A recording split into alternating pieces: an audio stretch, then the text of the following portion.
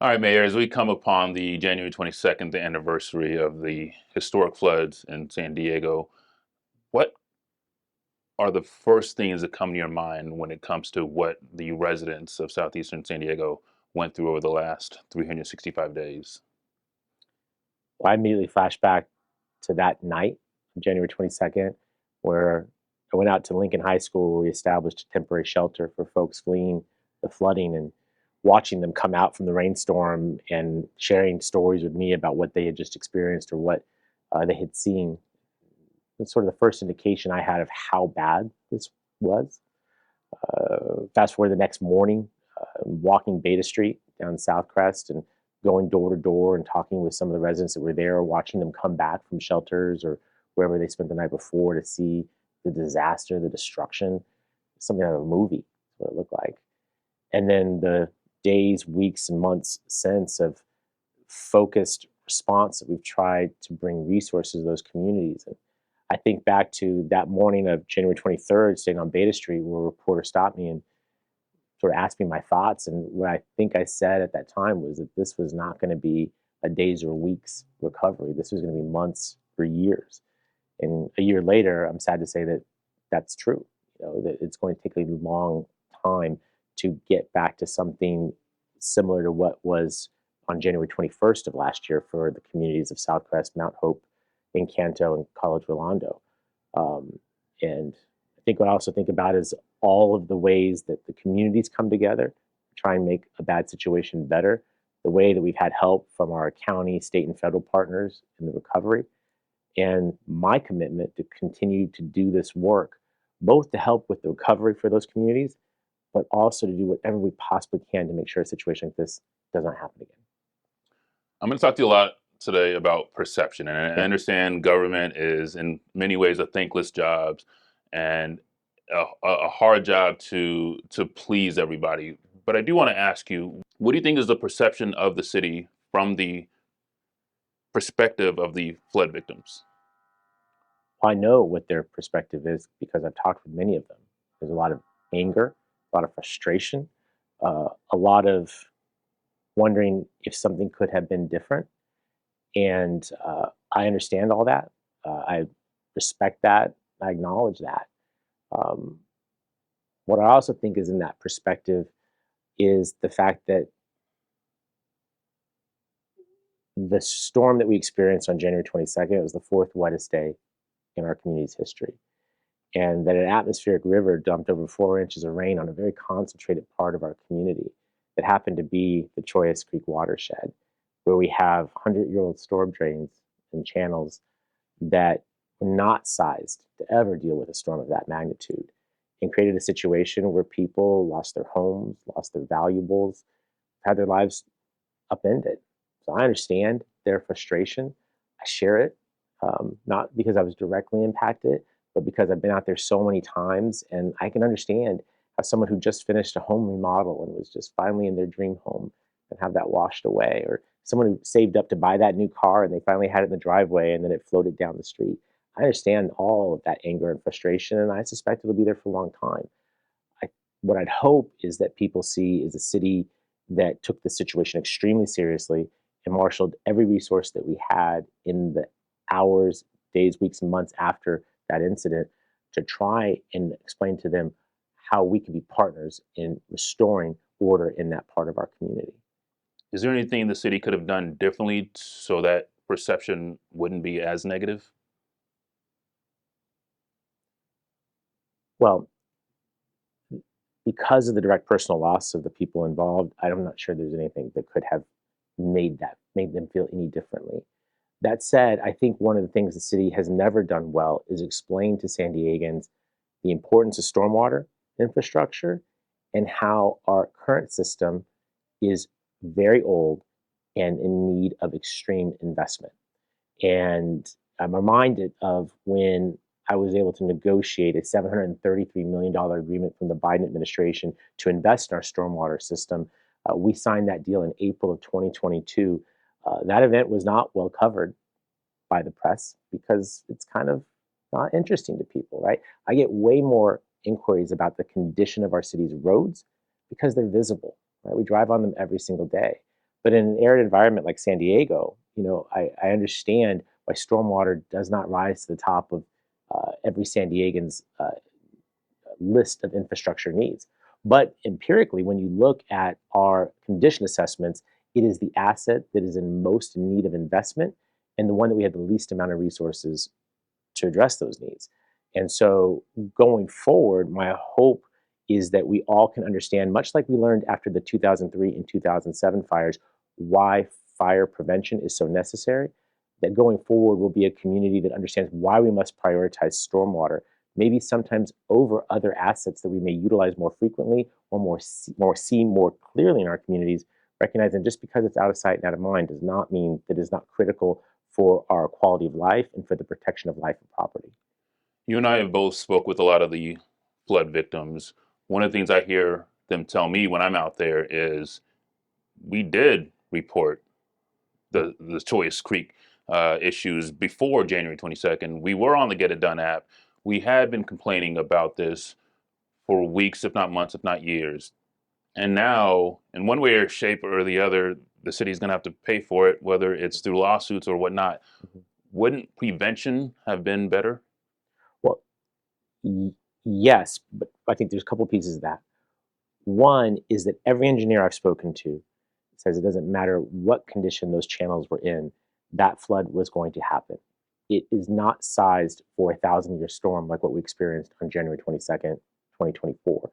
Uh, that building something of that magnitude would require a level of investment that the city simply doesn't have.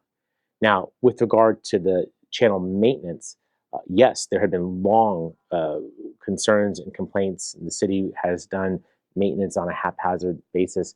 But what I would say is that the city has always wanted to do more in our stormwater channels.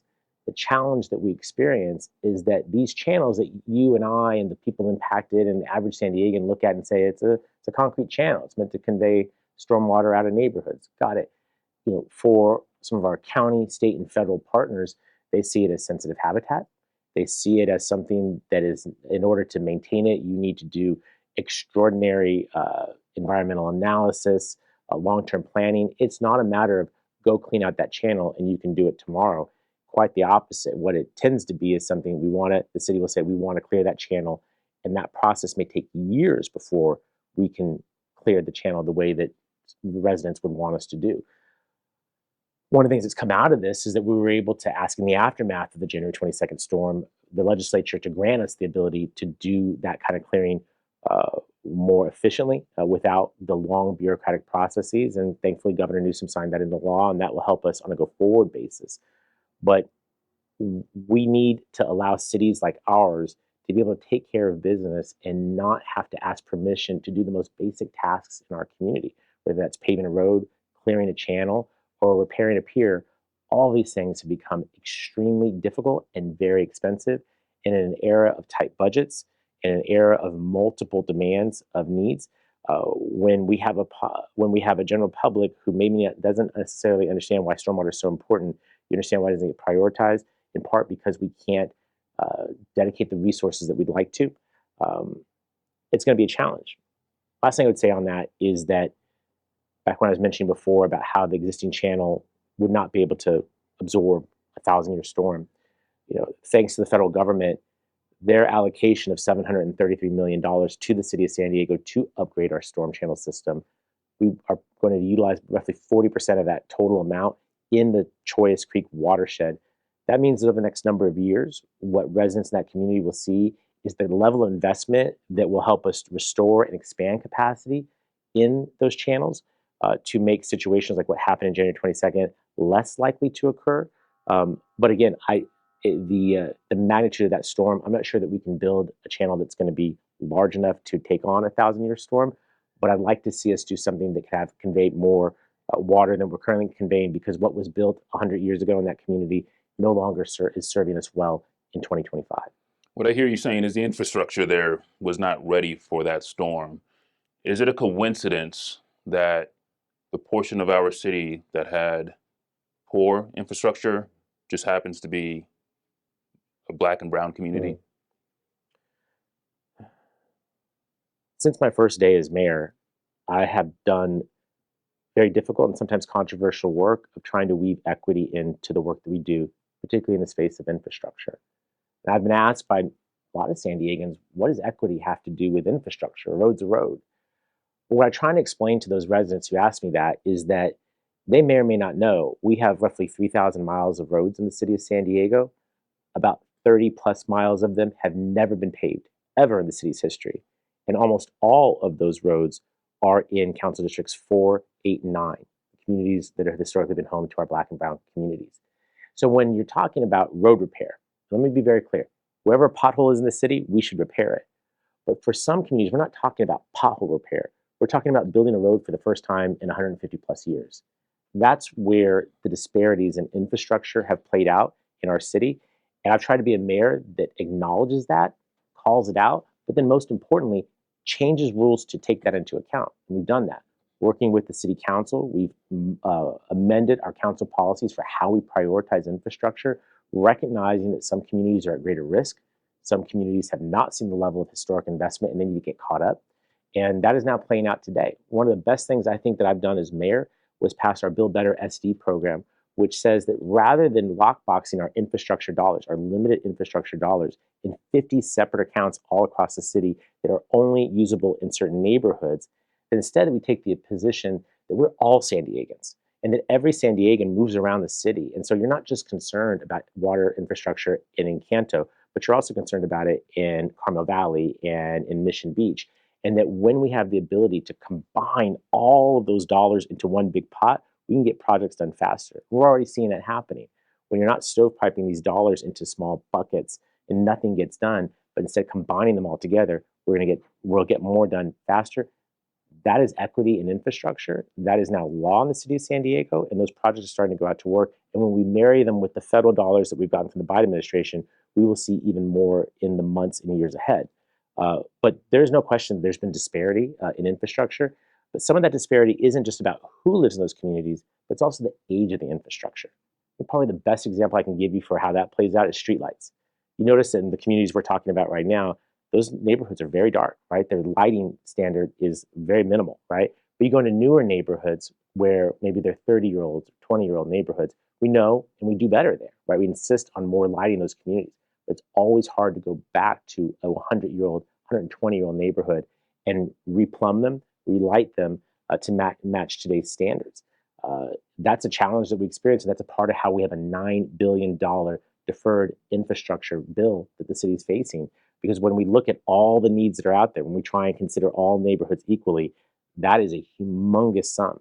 And just for comparison purposes, the city's general fund budget is $2 billion a year. So you can see pretty quickly $9 billion in deferred maintenance vis-a-vis $2 billion of your general annual spend. You can see how enormous this challenge is and why we need more San Diegans calling on elected officials to fund infrastructure in order to address not just the need, but also the historic inequities. So what I hear you say, it's complicated, but I also hear you say it's not a coincidence. It's not a coincidence when you consider the age of these communities. I think particularly for the neighborhoods in the Choice Creek watershed, I mean, the fact of the matter is that, you know, when many of those neighborhoods were settled a very, very long time ago, those are the only communities where people like you and I were allowed to live. And not surprisingly, it's in a watershed, it's in a creek bed, right? Would any of those communities be permitted today? Probably not, right? It's in a watershed that is known to flood. But understandably, you know, 50, 70, 100 years ago, someone comes to town, they're told where they can go. My grandparents had this experience in this city where they're told where they could buy a home where they couldn't. And unsurprisingly, these are the neighborhoods where people that look like us were allowed to be. That stain on our city's history is still there, and we still do grapple with it. But that's precisely why we have to update our laws the way I've described them to try and take that into account, not to deny investment to any neighborhood, but to really recognize the kind of investment that we're making is often different. Again, the difference between filling a pothole in this community and building a street for the very first time in another community. I want to ask you another perception Mhm. question. There seems to be a tale of two cities. Had this storm happened in La Jolla, would the response have been the same? Well, with me as mayor, I'd like to think so. But I can say we have had some recent disasters that have played out differently. So in 2003 and 2007, we had enormous wildfires in the northeastern corner of our city. Communities like Rancho Bernardo and Scripps Ranch were devastated. Homes lost, lives upended very similarly. Um, in those instances, the response was a little bit different. In the case of the January 22nd flood, what you saw was a national disaster declaration. You saw the city and county combine to rent out hotels and provide lodging to folks impacted. And some of that work continues to this day. In the case of those wildfires, similar programs weren't necessarily stood up. And I think that's trying to recognize the fact that the economic differences between those two communities are significant, and recognizing that in communities like Mount Hope, there may have been no other way for folks to recover without this direct investment from taxpayers, which we've been happy to advocate and then actually implement. Um, so there are disparities that happen. In this particular case, I think everyone involved, including the federal government, when I explained to them, these are some of the most low income communities in our entire city. Their recovery needs federal investment if they're ever going to have any hope of recovering. And much to their credit, the Biden-Harris administration said, we get it. We consider equity when making disaster declarations, and we hear what you're saying. And eventually they did grant that declaration, which put money back into the pockets of the people impacted. So there are differences in the response. And in this particular case, I think that difference was warranted because I don't know how many of those folks would have been able to recover without that direct investment. I recently was in LA covering the wildfires up there. I interviewed a guy.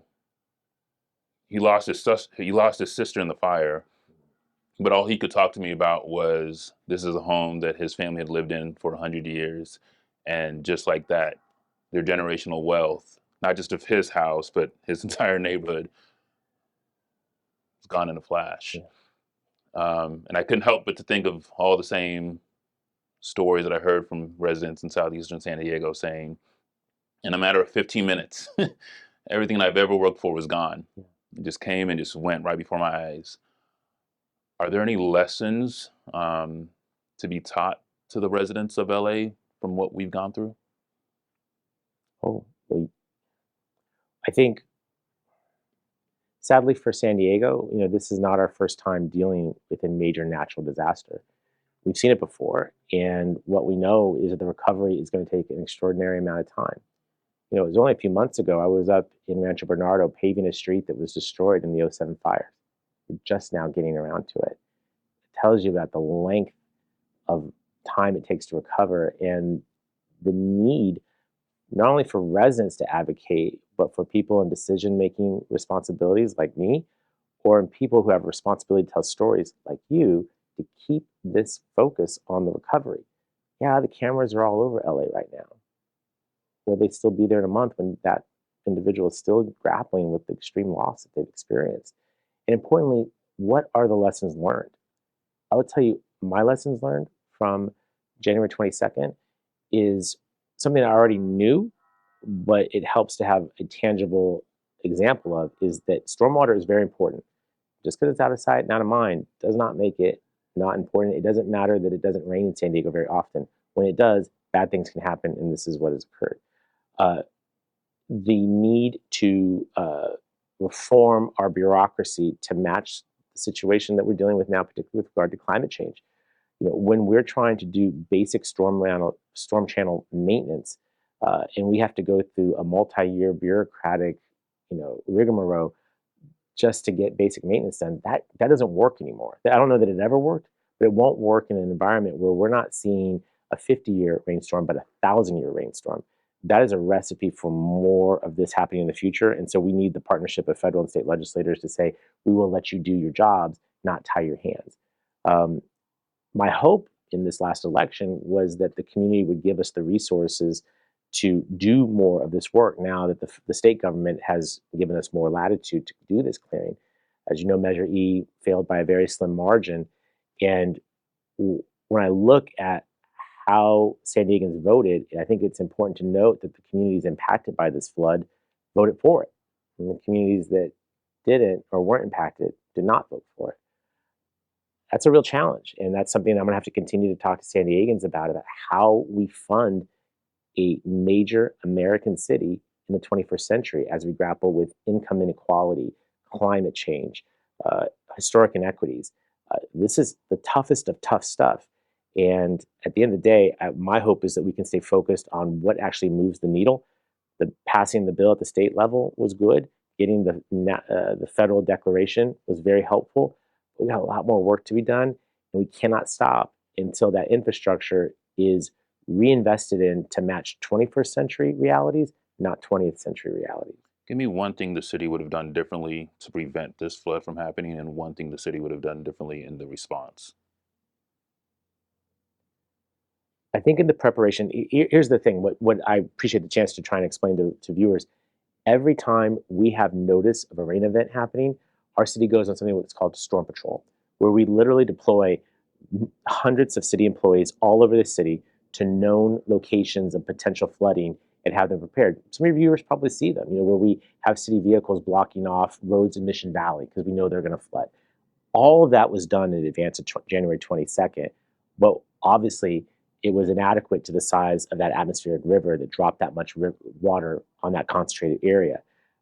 We are looking at whether or not our historic storm patrol is matched to what we're now experiencing. That has been our typical posture, but maybe we need to do something different. But to suggest that the city was unaware of the rain event or that we weren't prepared for it, that isn't the case. We did both of those things. What no one told us was that the 4 inches of rain that was predicted that particular weekend would come down in about 2 or 3 hours time. That's a very different material fact of, does that amount of rain come down over 3 days or 3 hours? We basically were told to prepare for 3 days. We got 3 hours, and the difference in that is catastrophic. With regard to the recovery, one of the things I wish that we could have gotten sooner, and you all did some coverage on this, was that the original local assistance center, where we put all the relevant agencies and governments and others all in one place to help storm victims, was placed out in Spring Valley. But we know ground zero of this flood was in Southcrest, Mountain View, and Encanto. And that was, I think, a missed opportunity. That was the decision of the county.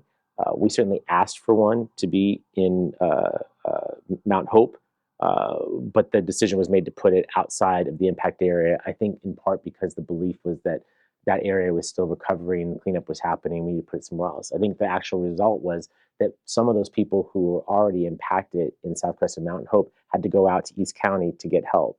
And that didn't probably feel like respect. That probably didn't feel helpful in that moment. A few weeks later, we were able to get one established in Mount Hope. But for folks who are looking for help that next morning, uh, that didn't work. And I think also what we learned is that a lot of folks still maintain access to the internet, and a lot of that work needed to be put online virtually, which again we later did. But those are some learning lessons that I think, particularly to your point about people in LA who now are like, okay, this is my new reality. How do I start the recovery process? We should do everything possible to make that as easy as possible. And to the extent that instead we told people you got to drive several miles east of here, and oh, by the way, your car is flooded out and floated down the street, that didn't sit well with me, and I know that didn't sit well with a lot of the people who were impacted by the storm. One of your biggest challenges as mayor of San Diego is the homeless and housing crisis. Yes. Obviously, thousands of people that lost their place of residence on January 22nd didn't help that. And here we are a year later, and many of them either still are not back home or are paying exorbitant prices to wherever they are living currently, not helping the homeless and housing crisis that we're currently in. What is the plan of action to help those people who are still suffering a year later? So the city and the county combined roughly between the two of us about $7 million to create a rental assistance program to pay the rent. We initially started and placed people in shelters like at Lincoln High School. Then we moved folks into motels and hotels for a period of several months, and then created this rental assistance fund to try and make up some of those differences. Many of them were paying their rent, they're paying it on time, they were good tenants. But now, when they're forced out onto the economy, they're finding that rents have raised substantially since last time they signed a tenant contract, right? And that money, those monies are intended to fill some of that gap, at least on a temporary basis, while they work to rebuild, et cetera. We have money still in that account families are still accessing those dollars. We'll continue to do that. But you make the point, which is exactly right. This is not just about the flood victims. This is about hundreds of thousands of City of San Diego families who struggle with the high cost of housing in this community. And what you see me be is unabashedly pro housing. We have to build more housing. The reason the rent is so high, the reason why so many of those flood victims had limited choices is because we haven't built enough housing for decades now. And when forced out onto the economy, they didn't have multiple good choices for where to relocate to at prices they could afford. They had probably no choices, or maybe one choice that might met their budget, but was nowhere near the community where they were going, nowhere near their kids' school, nowhere near their work. That lack of choice, I think, is supremely frustrating to everyone, but it's really frustrating to me. If you work full time, you should be able to have plenty of options on where you want to raise your family, but that isn't the case here. So every time you see me out pushing more housing, and invariably some communities don't like that, um, I want you and your colleagues to ask the question, well, where are these people supposed to live? When you block that housing development in your neighborhood, you are necessarily asking for more homelessness and higher rents and higher for sale prices. And where is our concern for our fellow neighbor, right? Is it okay for someone who's recovering from a flood to suddenly either have to relocate out of the country or out of the city or pay a rent that they can't possibly afford and put themselves in bankruptcy? That's not a choice we have to make. We need to make the choice to build more housing in our community so that people can afford to live here. Flood victims and non-flood victims, all of us are impacted by the high cost of housing that is a function of the choices that we've made for decades now, which is to underbuild the amount of housing that we need for our population growth. Prevention Yeah. aspect. If the same rain event was to happen again, is the city ready to go? The city is fully funded, all of our public safety departments. They're all fully funded. We would be able to marshal a response. But every engineer I've spoken to says that if you had that amount of rain in that short amount of time, in that concentrated of an area, this is going to happen again. And that's why we have to invest in our storm channel system, not clearing it, but rebuilding it. Again, the storm channels that you're talking about were constructed a century ago. And the city was a very different place. We need to figure out how to do that. We're working on that now, thanks to Joe Biden, who's given us hundreds of millions of dollars to do this work. And what you're going to see in the coming months and years is us going out to those same communities and showing them the plans for how we do that. Some of that's going to be disruptive, right? That looks like retaining walls. That looks like higher berms. That looks like taking a channel that may be this wide and making it that wide. That's tough stuff. But the alternative is to keep having to live this over and over again should we ever get a rain event like that again. And I don't want to do that. I know the residents don't want to do that. The good news is we have some money from the federal government to help avoid that. And God willing, we'll get enough red tape cut out of the way so that we can build that in the next couple of years, not the next couple of decades. So what I hear you saying is in the next if that takes years, then we could have this exact same event happen again if that takes years to accomplish. This is in the hands of Mother Nature. It's not in the hands of the mayor or really anybody else. If you have that level of rain in that concentrated of an area in that short amount of time, this will happen again. What we are doing as a city is saying we're going to take roughly $750 million and put it in to improving and making these channels 21st century channels, not 20th century channels. And that's going to be hard in and of itself, but it is preferable to disrupting people's lives and damaging their property and reliving this all over again. San Diegans have my ironclad commitment for the next 4 years. I'm going to work on this aggressively. We were successful in pulling down those dollars. Those were competitive dollars. They could have invested those anywhere in the United States. They chose to give them to us. That work is going to be performed largely in the Choice watershed, but we also have major stormwater deficiencies in our beach communities, up in the Sereno Valley area, where we have a lot of frequent flooding, a lot through Mission Valley. And so the $733 million is very helpful, but the fact of the matter is we need billions. And my job as mayor is to continue knocking on the door of our state and federal partners to try and get the dollars to actually do that. But the good news is we do have a sizable amount of money to work with in the short term, and those projects will start rolling out in those communities. Again, this is not basic maintenance. This is full-scale re-engineering of these neighborhoods to more closely match our conditions in the 21st century.